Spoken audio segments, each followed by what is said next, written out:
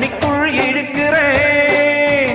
பொட்டு வச்ச குமரி பெண்ணே கேளடி, நீ எட்டு வச்சா இமயமல ஏழடி.